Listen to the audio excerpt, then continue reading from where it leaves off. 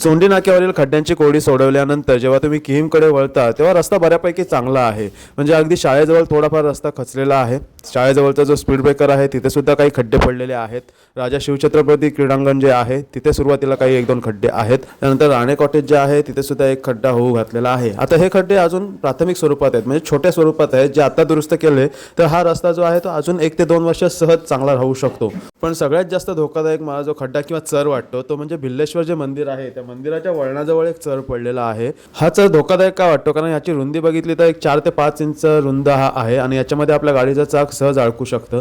जेव्हा आपण यातून गाडी घेऊन जातो किंवा आपली गाडी यातून जाते त्यावेळी आपल्या गाडीचा तोल जाऊन किंवा डगमगून आपण पडण्याची किंवा दुर्घटना होण्याचे खूप चान्सेस आहेत. शिवाय रात्रीच्या वेळी हा खड्डा काही पटकन दिसत नाही आणि पावसाळ्यामध्ये तर यामध्ये पाणी साचतं किंवा तलावामधून जे काही पाणी वाहून येतं ते यामध्ये साचलेलं असतं. त्यामुळे तेव्हाही हा खड्डा दिसत नाही. त्यामुळे इथे दुर्घटना होण्याचे चान्सेस खूप जास्त आहेत.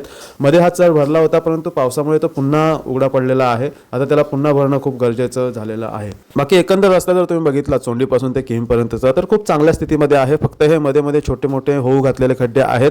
ते जर लवकर भरले दुरुस्त केले तर हा रस्ता अजून 1-2 वर्ष सहज टिकू शकतो. बाकी अंतर्गत रस्ते जे आहेत ते ब्लॉकचे बनवलेले आहेत आणि ते सुद्धा चांगल्या स्थितीमध्ये आहेत. बाकी किहीमकर तुम्ही तुमचा अनुभव कमेंटमध्ये सांगू शकता. धन्यवाद.